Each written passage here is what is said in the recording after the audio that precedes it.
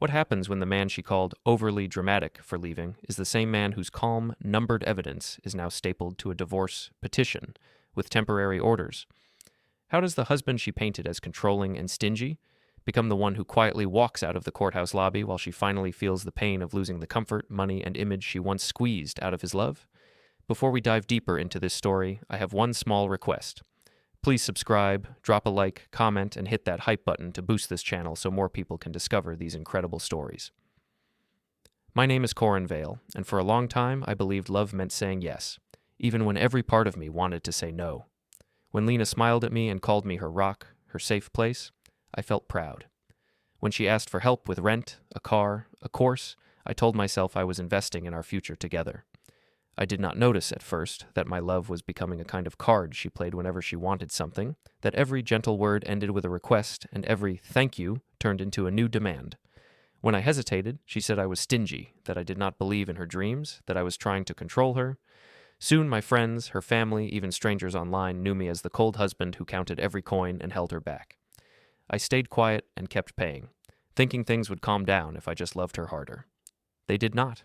Instead, her stories grew bolder, and another man grew closer. She thought my love would always be there to cover every cost. She only understood its price the day I finally left and let the law speak for me. When I think about how it started, I do not see a big fight or a clear line. I see our small kitchen and Lena sitting on the counter with bare feet and a bright smile, swinging her legs while I stood by the stove. She called me her rock again, said she trusted me more than anyone, and rested her head on my shoulder. I felt warm and proud, like I was finally the man I always wanted to be for her. Then she asked if we could talk about the car. She said her old one made her feel embarrassed when she pulled up to the gym, that clients took her less seriously, that a woman building a brand needed to look successful. She explained that if I co-signed for a better car, it would not just be for her, it would be for our future, for more clients, more money, more stability. I told her I was worried about the payments, about our savings, about what would happen if something went wrong. She said other men would be happy to help a woman like her, that she did not want to feel like she had to beg in her own home. I heard the word beg, and my chest tightened. I did not want her to think of herself that way. I took a slow breath and told her that if this was really important to her, we could look at numbers together and see what we could afford. She said I was overthinking again, said love did not need a spreadsheet, said I should just trust that she would make it work. We signed for the car a week later. At the dealership, she hugged me hard, told the sales guy that I was the best husband in the world, and took a picture with the keys, our faces close and smiling. She posted it that night with a long caption about building dreams together. In the bedroom later, when I brought up the monthly payment and how we might need to cut back on some things, she went quiet. She turned her back to me and said, I always ruined good moments with my fear. She said other women would kill to have a man who could help them the way I helped her, and that she sometimes felt like I gave with one hand and took with the other. I told her I did not want to take anything, that I only wanted to be sure we could keep Noah's life stable. She said I was making her feel like a thief and that it hurt. I lay there in the dark, staring at the ceiling, wondering how a simple worry about numbers had turned into a question about my love. In the morning, Noah came into the bedroom too early, climbing between us with his toy car in his hand. He said he loved Mommy's new car and asked if one day he could have one just like it. Lena laughed and said he could have 5 if he worked hard. I smiled, but my stomach felt heavy. After they left for the gym and school, the apartment grew quiet. I made coffee and opened my laptop at the small table by the window. On the screen, my bank app showed the new loan sitting there like a stone in clear water. I did not want to be the kind of man who counted every coin, but I also did not want to drown with a polite smile on my face. So I opened a new file and started a very simple spreadsheet. In the top row, I typed 4 words: date, request, amount, who benefits. In the first line, I wrote the day, car cosign, the monthly payment, and mostly Lena's business use. The words looked cold, but they also looked honest. I told myself it was just for me, just to keep track, not ammunition, not proof, just a way to understand where our money went. That week, more requests slid into conversations. She asked about paying for a new certification course, saying it would raise her rates and help the family. She told me I should see it as investing in her, not as a cost. When I hesitated, she said I was starting to sound like her father, always worried, never believing in her. She told me she had chosen me because I seemed different. I heard the disappointment in her voice and hated it. I told her I would cover the course and that we could review our budget later. She smiled again, kissed my cheek, and called me her hero. That night on the balcony, after Noah was asleep and Lena was in the bedroom scrolling through her phone, I added another line to the spreadsheet. I wrote course fee, the amount, and again, Lena's business use. The simple list grew by one more row. The air outside was cool, and the city lights blinked in slow patterns. I heard the soft hum of the fridge inside, the thin wall between the kitchen and Noah's room. I told myself I was not being petty, that I was only trying to avoid surprises later. A few days after that, Lena's phone buzzed on the counter while she was in the shower. I did not pick it up, but I saw the preview on the screen. It was a message from someone saved as Marco. The preview said he owed her a drink for helping him with that thing and included a laughing emoji. I looked away and focused on washing dishes. When she came back, hair wrapped in a towel, she saw me near the phone and laughed. She said Marco was just a friend from the gym who helped with clients, that I did not need to look like a jealous husband. I told her I was not jealous, only surprised. She said I should be happy she had people who believed in her dreams when I became too tired and practical. Her words stung, but I did not argue. That night, after everyone was in bed, I stepped out onto the balcony again. The street below was almost empty. I opened my laptop and added another small note under the spreadsheet, just a comment to myself. Marco messages, close friendship, connected to gym and business. It felt strange to write his name, but I did not add any anger to the letters. I just wanted to remember. When I went back inside, Lena was already in bed with her back to me, the light from her phone screen softly lighting the room. She said she was reading articles for her next post. I changed in the dark and lay down beside her, feeling the space between our bodies like a quiet, thin wall. After a while, her phone screen went black, and I heard the tiny click of it hitting the nightstand. Then, from the table by the window, my own phone lit up my side of the room. A notification slid across the lock screen, gentle and clear. It was a calendar reminder I did not remember setting. It read, Riverside Cafe, 4:30 p.m. Meeting, personal. The time was for the next day. I stared at it for a long moment, listening to Lena's slow, even breathing. I did not tap it to see more details. I reached out, cleared the reminder with my thumb, and set the phone back down. As I did, the bedroom door moved slightly in its frame and the latch clicked into place with a small, final sound, like a soft, full stop at the end of a sentence I did not yet know how to read. The next day at work, I tried to act like nothing had changed, but the reminder on my phone and the message from Marco sat in the back of my mind like small stones in a shoe. The warehouse office looked the same as always, with metal shelves, old posters, and the steady beeping of scanners from the floor below. I logged into my system, checked the inventory dashboard, and told myself that numbers at least did not lie. For an hour or so, I moved between screens and orders without thinking much about anything else. Then my phone buzzed on the desk. It was a photo notification from Lena's social media. I tapped it before I could stop myself. The picture showed her at a small table by a window, coffee and a bright salad in front of her, sunlight over her hair. Marco was half in the frame, his arm visible, his face turned toward her with a grin. The location tag said, Riverside Cafe. The caption talked about how people who believed in her dreams took time to listen to her plans for the future. I locked the phone and put it face down, my heart beating faster than made sense for a simple picture. A few minutes later, 2 coworkers from the office walked past the open door, talking about a fitness page one of them followed. They said the woman posted inspiring content about leaving controlling partners and working with people who supported her. One of them laughed and said the woman's husband sounded like a real piece of work, always counting money and holding it over her head. Their voices dropped when they noticed me at the desk. I pretended not to hear, but I did. After lunch, Amira stopped by my station. She asked if I had a minute and said some of the staff had seen a post that looked very personal, about a husband who only gave support when he wanted something in return. She said it reminded them of things I had once told her about paying for courses and loans. She asked if I was okay in a careful, professional tone. I told her I was managing, that my home life was complicated, and that I was trying to keep work separate. She nodded and said she respected that, but also said I should know that these stories traveled faster than most people expected. I thanked her for telling me.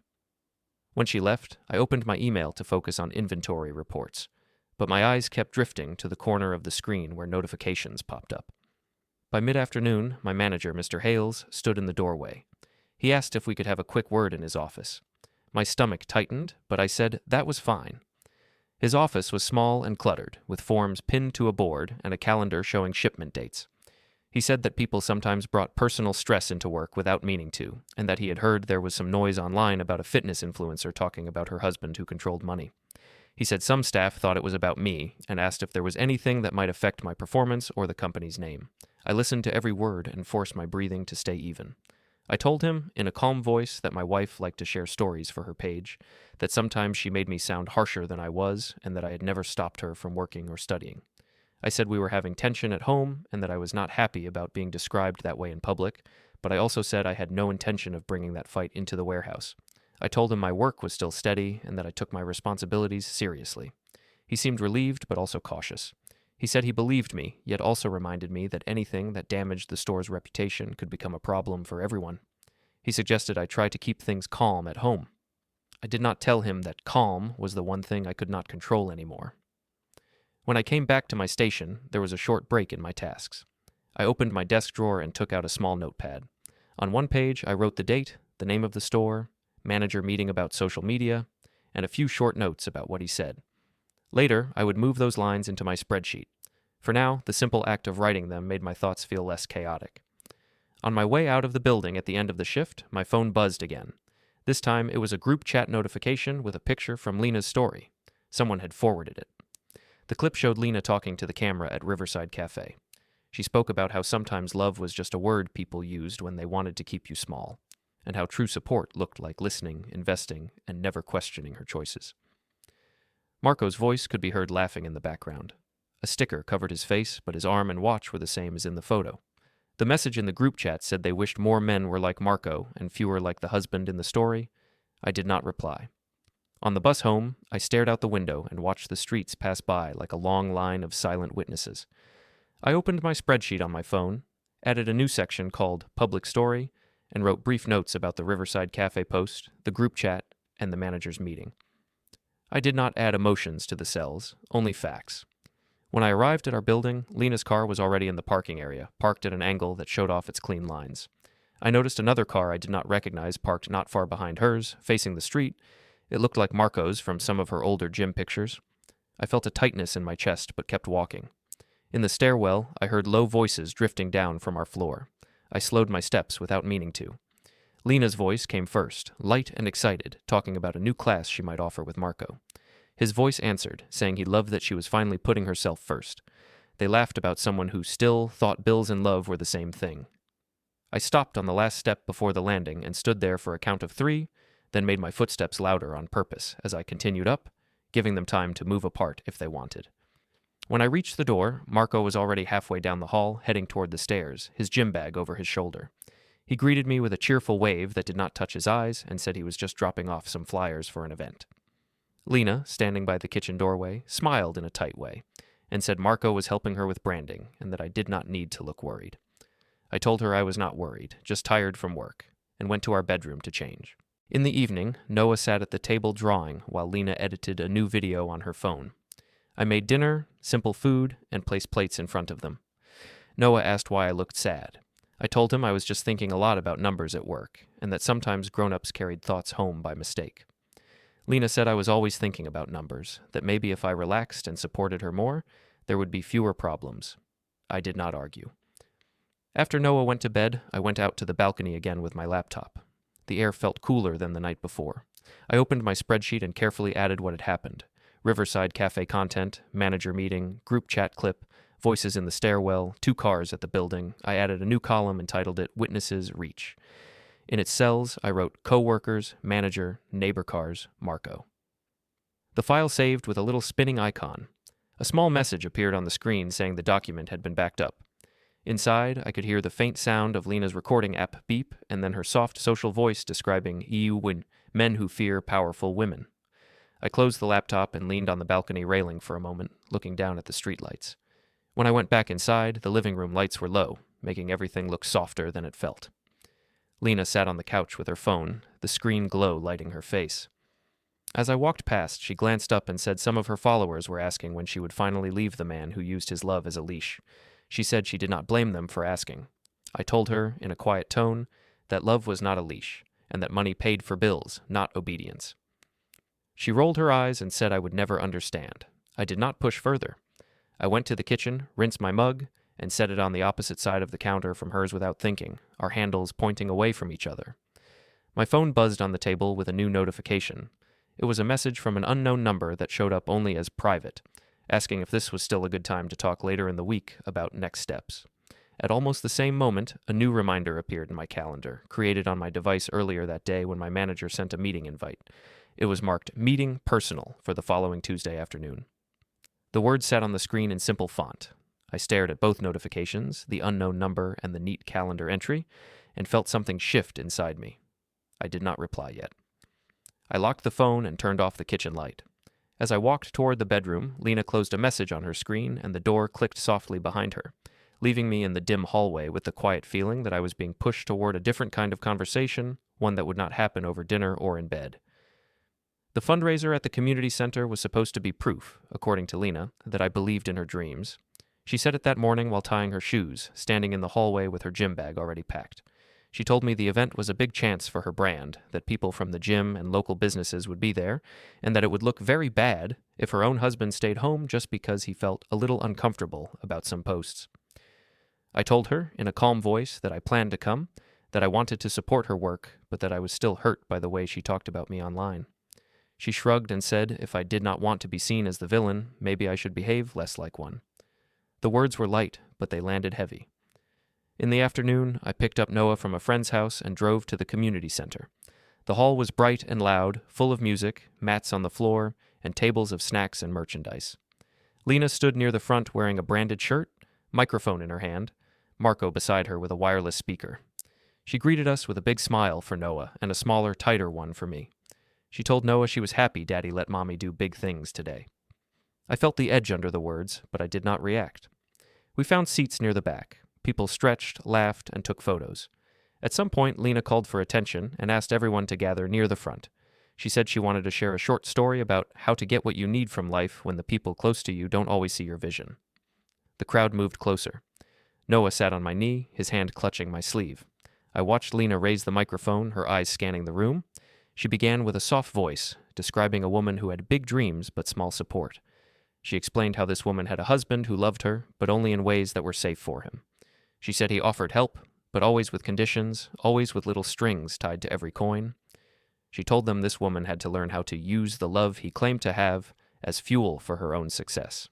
She talked about the car, about the certification course, about late-night talks where she pretended to be grateful while planning how to leverage his guilt. The crowd laughed at some of the lines, especially when she called the husband the walking calculator. I felt Noah shift on my knee and look up at me with a small frown. Lena did not say my name, but she described my job, my habit of checking statements, my way of writing down every kindness like a bill. She painted the story like a clever survival strategy, a guide for women whose men did not freely invest in their worth. Marco added comments from the side, joking that a strong woman knew how to turn stingy into strategy. People clapped and cheered. A few phones were raised, recording. I could see one woman near the front clearly filming the whole talk, her camera fixed on Lena and Marco, with the audience in the background. I imagined my own face somewhere in that frame, blurred at the edge, the quiet man who did not laugh at the joke built from his life. When the crowd split up into smaller groups for the workout portion, a woman from the gym came up to me at the snack table. She smiled in a friendly way and said Lena was so brave for talking about using a controlling partner's love to get out from under him. She asked if I felt proud that my mistakes were helping other women. I looked at her for a moment and then told her, in a steady tone, that it was a complicated story and that sometimes people left out parts that did not fit the message. I added that I was proud of Lena's hard work, but not of being turned into a warning label. The woman's smile faded a little. She said she did not mean to offend me and walked away. I picked up a small paper plate and placed some fruit on it for Noah, my hands surprisingly steady. When the workout ended and the music softened, people drifted toward the doors. Later that evening, there was an informal after-event gathering on the rooftop patio of a bar nearby. Lena insisted we go. She said it was important for sponsors to see a supportive home face. Noah was with Ruth by then, so I did not have that excuse. The rooftop was crowded, full of soft lights, loud talk, and clinking glasses. The city spread out around us in a blur of buildings and streetlights. Marco stood close to Lena, his arm brushing hers more often than seemed necessary. At one point, someone called for a toast. They shouted her name, asked her to say a few words about the fundraiser and her journey. She took the center of the patio again, glass in hand, Marco on one side, a cluster of friends on the other. People raised their phones almost automatically, pointing their cameras at her. She lifted her drink and talked about moving from a life of scarcity to a life of abundance. Then she looked straight at me across the crowd and said she had once been with a man who treated love like a ledger, who made her feel like every kindness had a price. She said she used to bend herself into shapes to keep him calm, to get the support she needed. She added that tonight she was standing there because she finally chose people who invested in her without counting. Everyone turned to look at Marco, who lifted his glass and grinned. Laughter rose around them. The word finally echoed in my mind. I felt heat in my chest, but my face stayed calm. I did not move closer, did not shout that I was the one who paid for most of the things they were celebrating. I slipped my phone from my pocket and, without lifting it high, tapped the camera and recorded a short clip of her toast from where I stood. In the frame, you could see Lena, the crowd, and Marco's face when she talked about people who never keep score. A flash from another phone went off directly in front of me, bright for a second, turning the whole scene white before it faded back to color. The chant, "Speech, speech," followed by cheers, filled the air. After the toast, as people scattered to talk in small groups, Amira appeared at my side again. She said quietly that some of what Lena had said felt cruel. I told her I appreciated her honesty. I said I was learning more about the difference between supporting someone and being used. She nodded and asked if I had any plan. I answered that I was collecting the pieces of the story as clearly as I could. She looked at me like she wanted to say more, then stopped. When the night wound down, Lena came to where I was standing. Her cheeks were flushed, her eyes bright. She said she hoped I was not upset by her words, that they were for content and healing and not meant as an attack. I told her, in a soft voice, that it felt different when the story she told for healing was my life, my job, my son's home. She said I was being melodramatic and that I should be happy she was finally getting something good out of all the pain. Then someone called her name from across the patio, shouting that the sponsors wanted one more group photo. She walked away, leaving me near the edge with my phone still warm in my hand. As the group gathered in the center and someone began counting down for the photo, a wave of voices rose together, calling her name, chanting like she was a star. At that exact moment, my phone vibrated again in my pocket.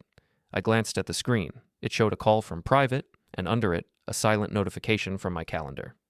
Meeting personal, Tuesday 3 p.m. The ringtone stayed off, just a steady vibration, while the crowd shouted for Lena to raise her glass one more time. I let the call buzz until it stopped and watched the cameras flash around her, thinking how strange it was that the loudest room in her life and the quietest voice in mine had just arrived at exactly the same time. Noah's birthday fell on a Saturday, the kind of gray, slow morning that usually made me want to stay in bed, but he was up early, already wearing a paper crown from school and asking if we could go to the park before the boring table part with the family. I said we could, that we had time before everyone met us at the restaurant. Lena was busy in the bathroom, doing her makeup for photos, so I packed a small bag with a ball, some wipes, and a jacket for Noah. On the way to the park, he talked about the fundraiser, about how many people had shouted his mom's name, how bright the lights were. He said he liked seeing her happy. I told him I liked that too. The park was crowded, kids running between swings and slides, parents holding coffee cups and half watching. Noah ran straight for the swings and waited for me to push him. As I did, he kicked at the air and asked in a quiet moment between pushes if I really did not like Mommy's dreams. I asked what he meant. He said he heard Grandma Marta say that I was afraid of Mommy shining, that I wanted to keep her small so I could feel big. He asked if that was why I always talked about money and why I looked sad when Mommy went out with Marco for important meetings. The words felt like a punch wrapped in a child's voice. I took a breath and kept pushing the swing slowly. I told him that grown-ups sometimes said sharp things when they were angry or scared, and that they did not always see the whole picture.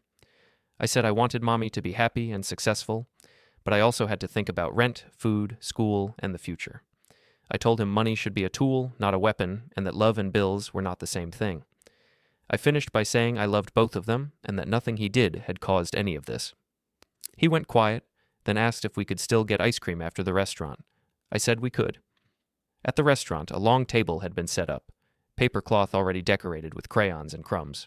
Balloons tugged at their strings above the chairs. Noah ran to show Ruth his crown, while Eva gave me a brief, searching look. Lena arrived with Marta and Henrik a few minutes later, laughing loudly as if nothing heavy had happened in weeks.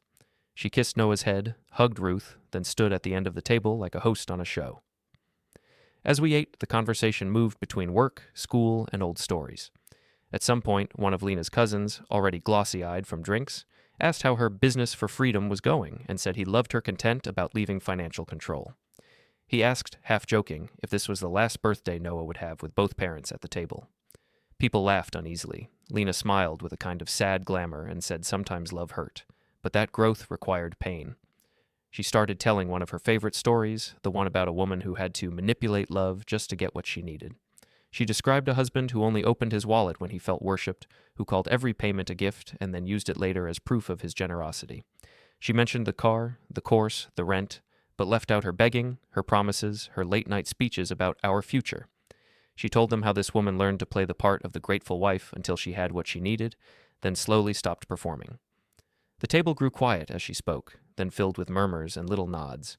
She did not say my name, but she described my job at the warehouse, my habit of writing things down, my way of checking the account before saying yes.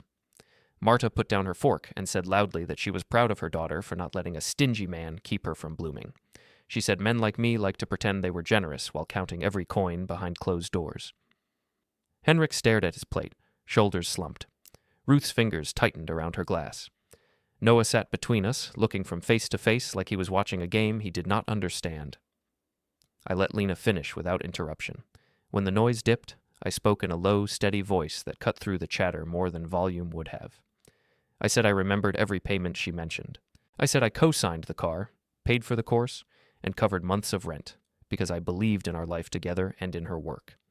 I added that I had never threatened to cut her off if she did not behave a certain way, never stopped her from earning her own money, never told her she owed me her future for the help I gave.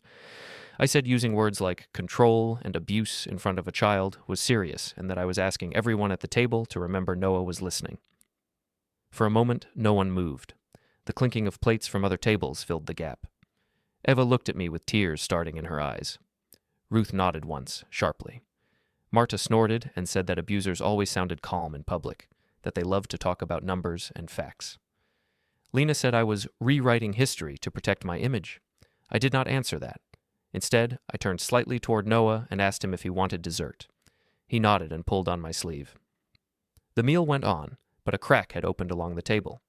After the plates were cleared and bills paid, Lena suggested we stop at the supermarket on the way home to pick up snacks for Noah's actual birthday morning and some things her parents needed. In the fluorescent light of the aisles, everything looked harsh and flat. Noah walked beside the cart, humming to himself. At the checkout, as we placed items on the conveyor, a neighbor from our building stepped into line behind us. She greeted Lena warmly, said she loved the posts about escaping a man who uses love as a leash, and told her she was inspiring a lot of women. Then she turned to me and said she hoped I was getting help, that it took courage to admit when you had been controlling. Her tone was soft, almost kind. She spoke like the verdict had already been written somewhere, and she was offering comfort to the loser. I looked at her and, keeping my voice calm, told her that stories online could be one-sided and that I did not discuss private matters with people who only knew us through a screen. I thanked her for her concern and turned back to the cashier. The neighbor's smile faltered. The cashier looked down and scanned faster. On the drive home, Lena said I had embarrassed her again by making the neighbor uncomfortable. She said I should have just owned my mistakes and let the woman feel right. I did not respond. The words slid past me like water over glass. Back in our kitchen, after the groceries were put away and Noah had gone to his room to inspect his new toy, the apartment fell into a quieter kind of noise. The fridge hummed, distant traffic muttered through the window. Lena disappeared into the bedroom with her phone, no doubt preparing a new story about difficult dinners and ungrateful husbands. I stood alone by the wall calendar hanging near the fridge. It was filled with scribbles, gym classes, school events, payment dates. My eye landed on a week a few stretches ahead, still mostly blank. I reached for the red pen on the fridge ledge, uncapped it with a soft click, and drew a circle around a date in that week, not too soon, not too far. Under the circle, I took a small yellow sticky note and wrote 2 plain words: Bring forms. I pressed it to the wall just below the red ring. The ink dried quickly. The whole thing looked like a reminder for a checkup or a parent-teacher meeting, something harmless and ordinary. I stepped back and took in the sight of it, the small red circle and the quiet yellow note. From the bedroom, I heard the faint beep of Lena's recording app and her social voice starting a new story about men who cannot stand a woman's success. I did not walk in to argue. I took my phone from my pocket, opened the camera, and snapped a picture of the calendar for myself. Then I turned off the kitchen light. The darkness made the white square of the calendar glow softly, red ring and sticky note still visible, like a tiny signal waiting for its day to arrive. The first night after I circled the date on the calendar, I took my pillow from the bed and walked toward the guest room. Lena stood in the hallway with her arms crossed, blocking the doorway like a guard. She asked why I was trying to punish her, why I wanted to make the house feel cold and unsafe, for content, she said, was helping people. I told her, in an even voice, that I needed sleep and that I could not rest in a room where every argument turned into a story for strangers. I said moving to the guest room was not punishment, it was distance, and distance might stop us from saying things we could not take back. She said I was just proving her posts right, that I was withdrawing love as a tool. I did not argue. I slid past her, set my pillow on the narrow bed, and put my phone on the small nightstand. The guest room smelled faintly of dust and old laundry, but the silence inside it was different from the silence in our bedroom. It felt like an empty page. Lying there in the dark, I watched light from the street slip under the door and thought about the red circle on the calendar. A few minutes later, my phone lit up with a message from the unknown private number that had written before. It asked if I was still free to talk on the date I had circled, around late morning, at a certain office near the center. I stared at the words. My thumb hovered over the screen. Then I typed that the time worked, that I wanted to understand my options, that I would bring whatever information I had. The reply came quickly, confirming the time and saying I should bring forms, records, anything that shows the pattern, and that we could keep the first talk simple. I saved the message, locked the phone, and let the room go dark again. In the morning, Noah knocked on the guest room door with small, careful hands. He asked if he could come in. When I said yes, he climbed onto the bed and asked why I slept there. He wanted to know if he had done something wrong at the restaurant. I told him no, that none of this was his fault, that sometimes grown-ups needed space to think clearly, and that I loved him just as much no matter what room I slept in. He nodded and touched the pillow, like he was checking if it felt different from the one in the other room. In the kitchen, Lena acted surprised when we came out together. She told Noah, loud enough for the walls to hear, that Daddy had decided to move out of the bed because he could not handle a strong woman telling her truth. I didn't correct her. I poured coffee and noticed our 2 mugs sitting on opposite sides of the stove, handles turned away from each other like they were avoiding eye contact. After they left for school and the gym, the apartment settled into a quiet that hummed with the fridge and distant traffic. I went to the small desk by the window and pulled the plain folder from my bag, the one with the printouts from her posts and the notes I had made.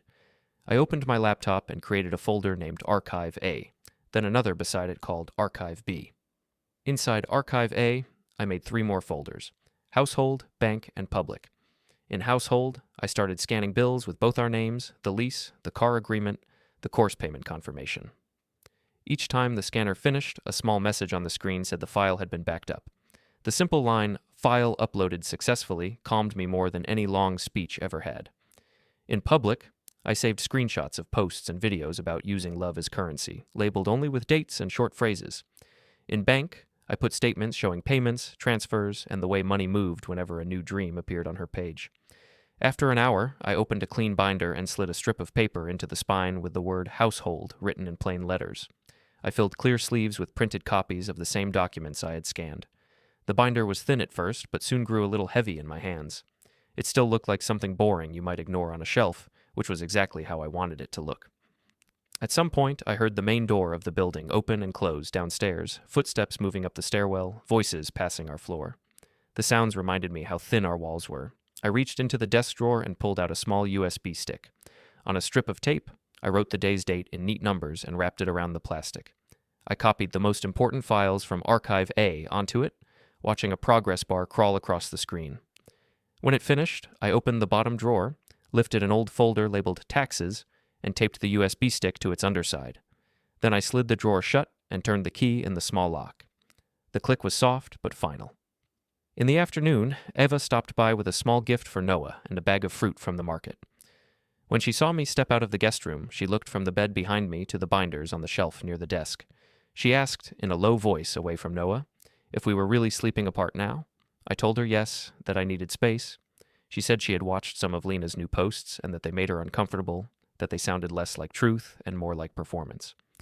She said she had always tried not to take sides, but that watching me sit at that restaurant table while Lena talked about manipulating love made something inside her twist. She asked if I had a plan. I told her I was collecting everything and that I would handle it in a way that did not turn our lives into more content. She squeezed my arm and said she hoped I did it soon, for Noah's sake. That evening, Ruth called. Her voice sounded tired but sharp. She said a friend had sent her one of Lena's videos, the one about using a husband's love like a card for freedom.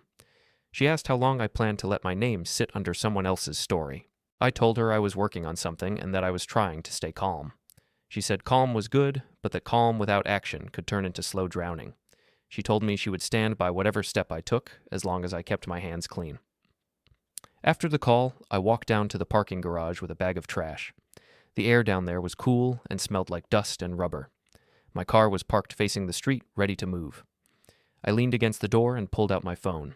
The unknown number, the one that signed messages as private, was already near the top of the screen.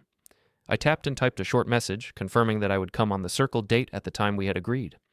I added that I would bring documents showing payments, messages, and the way our story had been told in public.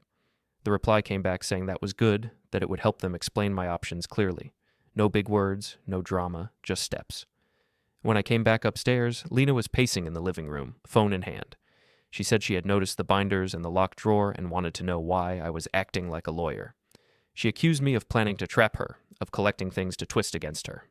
I told her, in a level tone, that I was tired of arguing in circles and tired of watching my love and work turned into a show. I said I was done fighting in comments and kitchens. I added that I was simply putting our life in order so that, if someone ever asked, I could show more than feelings. She said that sounded like a threat. I shook my head and told her I did not threaten people. I said I would handle this properly.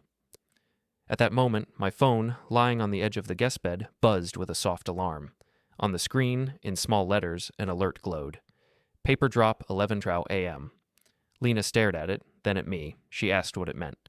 I picked up the phone, silenced the sound with one tap, and told her it was just a reminder.